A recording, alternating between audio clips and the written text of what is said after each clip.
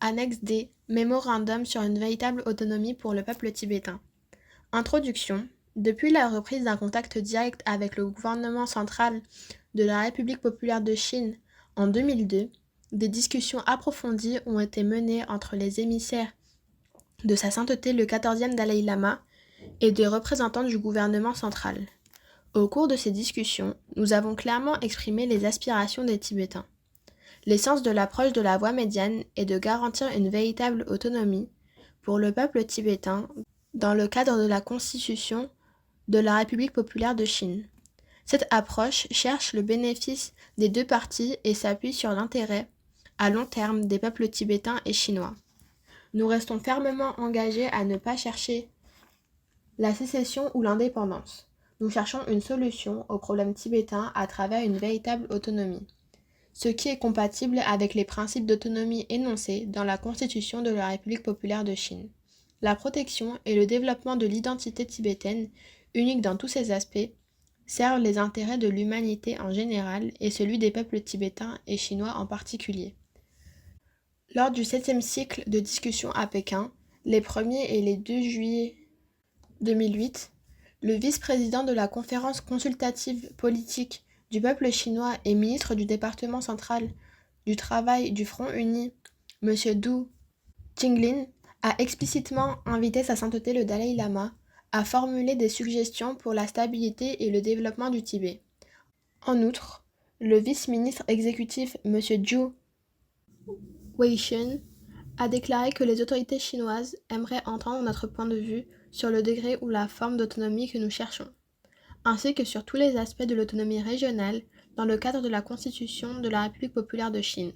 C'est pourquoi ce mémorandum présente notre position sur une véritable autonomie et sur la façon dont les besoins spécifiques de la nationalité tibétaine en matière d'autonomie et d'autogouvernance pourraient être satisfaits par l'application des principes d'autonomie énoncés dans la Constitution de la République populaire de Chine, tels que nous les comprenons. Sur cette base, Sa Sainteté le Dalai Lama est convaincu que les besoins fondamentaux de la nationalité tibétaine peuvent être satisfaits à travers une véritable autonomie au sein de la République populaire de Chine. La République populaire de Chine est un État multinational qui, à l'instar de beaucoup d'autres régions du monde, cherche à résoudre la question des nationalités à travers l'autonomie et l'autogouvernance des nationalités minoritaires. La Constitution de la République populaire de Chine contient les principes fondamentaux d'autonomie et d'autogouvernance des nationalités minoritaires dont les objectifs sont compatibles avec les besoins et les aspirations des Tibétains.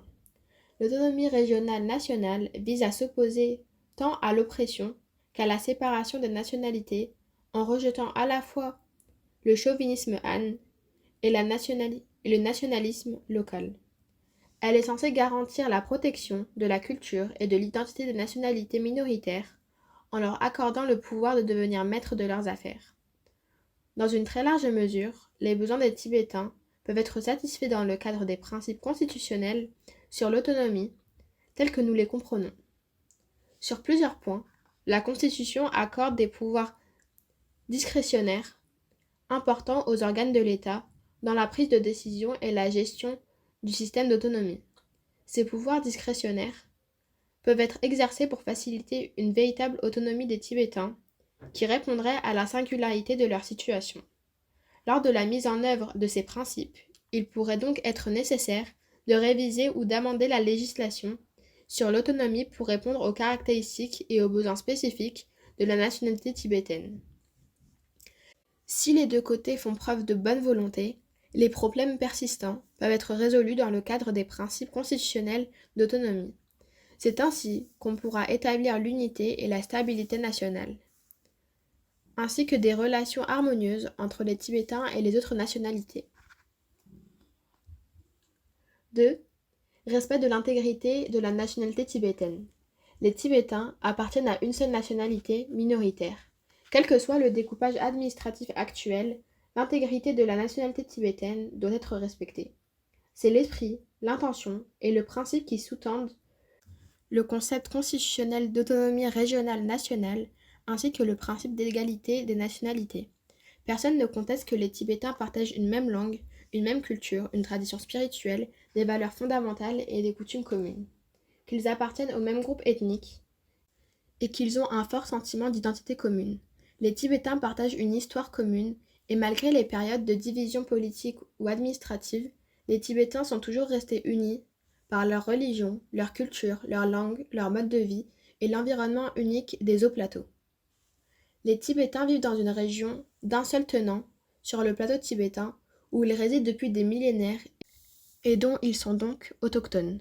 Du point de vue des principes constitutionnels d'autonomie régionale nationale, en réalité, les Tibétains de la République populaire de Chine vivent comme une seule nationalité sur l'ensemble du plateau tibétain. Compte tenu des raisons ci-dessus, la République populaire de Chine a reconnu la nationalité tibétaine comme l'une des 55 nationalités minoritaires. 3. Les aspirations tibétaines. Les Tibétains ont une histoire, une culture et une spiritualité riches et distinctes qui constituent toutes des éléments de valeur du patrimoine de l'humanité. Les Tibétains souhaitent non seulement préserver leur patrimoine, qu'ils chérissent, mais aussi davantage développer leur culture, leur vie spirituelle et leur savoir d'une façon qui soit particulièrement compatible avec les besoins et la condition de l'humanité au XXIe siècle. En tant que composante de l'État multinational de la République populaire de Chine, les Tibétains peuvent bénéficier grandement des développements économiques et scientifiques qui ont lieu dans le pays, tout en désirant participer activement à ce développement et y contribuer. Nous voulons veiller à ce qu'il advienne sans que le peuple perde son identité, sa culture et ses valeurs fondamentales tibétaines, et sans mettre en péril l'environnement fragile et unique du plateau tibétain, dont les Tibétains sont des autochtones. La singularité de la situation tibétaine a toujours été reconnue au sein de la République populaire de Chine, ce qui s'est traduit dans l'accord en 17 points et dans les déclarations et les politiques que les dirigeants successifs de la République populaire de Chine ont annoncées depuis et devrait rester la base pour définir la portée et la structure de l'autonomie spécifique que la nationalité tibétaine doit exercer au sein de la République populaire de Chine. La Constitution reflète un principe fondamental de flexibilité afin de s'adapter aux situations particulières, y compris en ce qui concerne les besoins et les caractéristiques spécifiques des nationalités minoritaires.